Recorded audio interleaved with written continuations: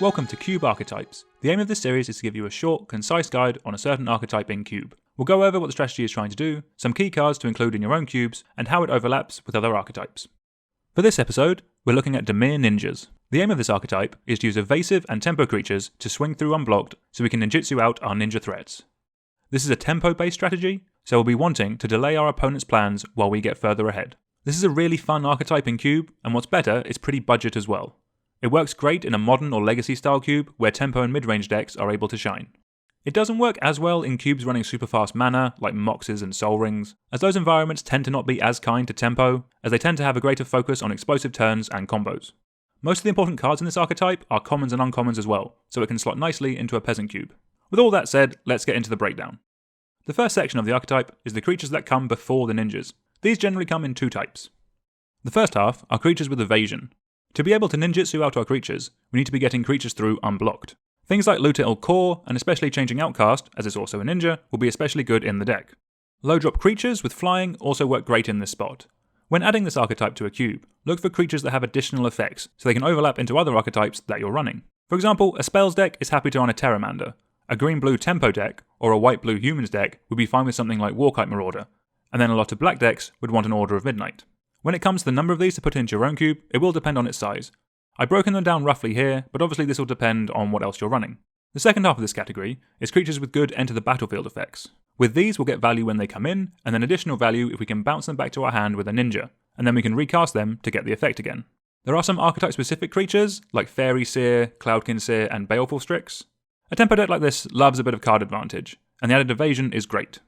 After that, there's plenty of good enter the battlefield effects in these colours, things that a lot of cubes will be running in general, such as Ravenous Chupacabra, Mana War, and Hostage Taker are all great examples of this. Back to the numbers page, I'm only going to give numbers for the dedicated effects to support this strategy, as things like Mana War will find a place in a lot of cubes anyway. A quick word on instants and sorceries, you don't need to deviate too far from the best type of effects you would normally play or run in cube, so if you're adding this as an archetype to your cube, you don't need to add anything too much special. When it comes to lands and rocks, however, you can definitely consider Dimir Keyrune and Creeping Tar Pit as additional unblockable threats. Okay, so now let's actually talk about the main event, the ninjas themselves. This is the section you absolutely have to run to have a Dimir Ninja archetype in your cube. Personally, I think these three are the most powerful. Yuriko and Ingenious Infiltrator bring a tribal aspect to the deck for some added synergy. This can all be very effective when it all comes together, and then Fallen Shinobi is just a dumb magic card that could very easily get into any cube that runs rares. The next tier of ninjas I'd want to include are Miss Syndicate Naga and Ninja of the Deep Hours. Miss Syndicate Naga can snowball very quickly, as you're most likely to start with at least two of them by ninjutsuing it in. And then Ninja of the Deep Hours is just a really solid tempo creature that synergizes very well with our other ninjas. After those, I want to look at these two shinobi friends. They still play into the tempo theme that the archetype is trying to do, and are great includes in something like a peasant or a more budget list. There are additional ninjas out there, but the issue you may find with these is that they either cost too much mana, the effect isn't good enough, or that because some of these haven't been printed in a while, the monetary cost is way too much for an effect that you can find somewhere else. I've put rough numbers for the amount of dedicated ninja cards on screen here. A thing to always keep in mind is that this is cube building and not commander, so you don't need as many actual ninjas in the archetype as you may think, as you need to make sure your other archetypes still have room to shine. On the topic of other archetypes, let's talk about how it overlaps with others and how you can fit it into your own cubes. What we'll be going over won't be the ninja-specific cards, as to an extent they're not meant to go in other decks. What we'll be talking about is the support cards that we need to run to make this and the other decks and archetypes in the cube work properly. Let's start with the blue side. Blue-white can overlap with a sky strategy. All the flyers in the deck will combine with a flying matter theme very nicely, as they'll all get buffed with things like Empyrean Eagle. There is also an overlap with the blink archetype, as the tempo creatures with good enter the battlefield effects will love getting triggered multiple times. There is even a human overlap in this archetype, as some of the tempo creatures you're running can be humans, so they can play nicely with the human matters cards in white. Blue-green has a tempo matters overlap. There are creatures like Mystic Snake, which help get us ahead while putting our opponents behind. Also, combining those spells with green ramp can put you ahead nice and early in the game, and will mean your opponent won't be able to catch up.